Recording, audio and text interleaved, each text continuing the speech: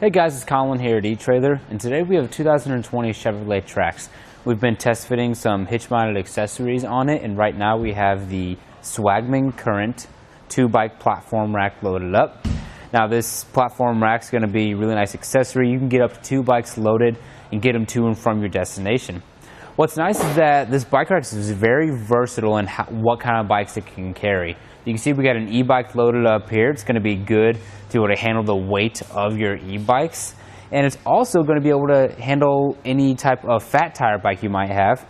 If we look down here at our cradles, we can get a fat tire bike up to 5 inches wide in these cradles. So not only we can carry those fat tire bikes, we can carry e-bikes, we can carry mountain bikes, road bikes. Really, it's super versatile. You can carry virtually whatever bike that you might have. Now, each bike is secured at 3 different points. We're going to have a strap on each wheel, so those 2 of the points. Just a strap securing each one into the cradles. And the third point is going to be this rubber-coated frame hook. Just putting downward force on top of the frame, making sure it stays put down into the trays. Now, we can also tilt this away from the bike rack when bikes are loaded so we can gain access to the trunk. What we're going to do is reach through and pull up on this green handle. And then we can tilt it away. From there, we can gain access to the trunk pretty easily. You can see that there's plenty of clearance between our hatch and the pedals and the handlebars of my e-bike. And I got plenty of space to lean in here and grab whatever I might need out of the trunk. When tilting it back up, grab a hold of that center mast and push back up till it locks into place. Now I'm going to go ahead and remove our bike so we can have a closer look at the rack. You always want to start with the wheel straps first, because while they are holding your bike down and making sure the wheels stay stationary, the bulk of the bike is being held in by your frame hook up here. So, and I want to share with you guys a little tip on how to unload it. With these e-bikes that get heavier, this one weighs about 40 pounds. It gets kind of difficult to kind of maneuver it around the center mast right here and be able to not scratch up your vehicle. So what I'm going to do is take this top hook all the way off, just hanging on my bike rack right there. Keep a grip on my bike. Do the same for our hook right here. And then from here, I'm going to come down to the bottom of our center mast. There's a little green handle. I'm going to pull up on that.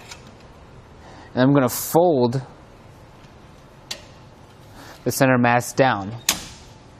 And just like that, I've eliminated that problem of having to maneuver around it, which could possibly scratch up my tracks.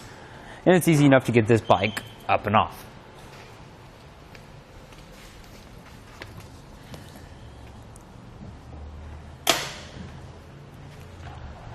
And then when you're done, you do want to make sure, go ahead and replace these straps so they're not flopping around too much.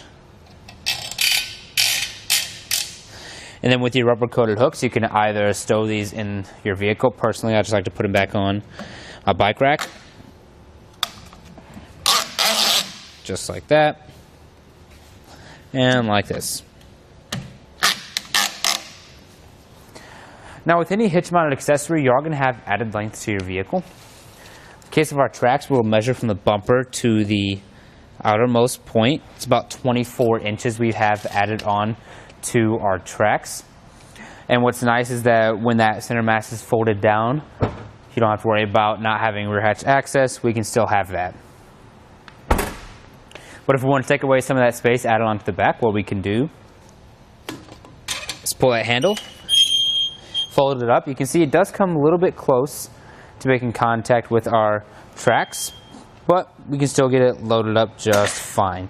Locks into place. Let's go ahead and measure again from the bumper to the outermost point. It's about 12.5 inches. So it took away a lot of space. You want to keep this in mind for new close quarter situations. And you can see right here our metal cradles are coming close to making contact with our Trax, but I just want to show you guys, I'm pushing from the back and it's not popping up and making contact with our Trax, so you're not going to have to worry about that scratching up your bumper. Also, we'll point out again, you can open up the hatch just like that. So that's something that's really nice about the bike rack, is that if you don't have any bikes loaded, you can gain access without having to do much to it. Now let's go down and see how it attaches to our hitch. We have an 1.25" hitch receiver on our Chevrolet Trax, and we do have this nice anti-rattle threaded hitch pin that's taken away the shake and play from our bike rack while we're traveling. We've got a nice lock on the other side as well, so no one can remove your bike rack without the key to that.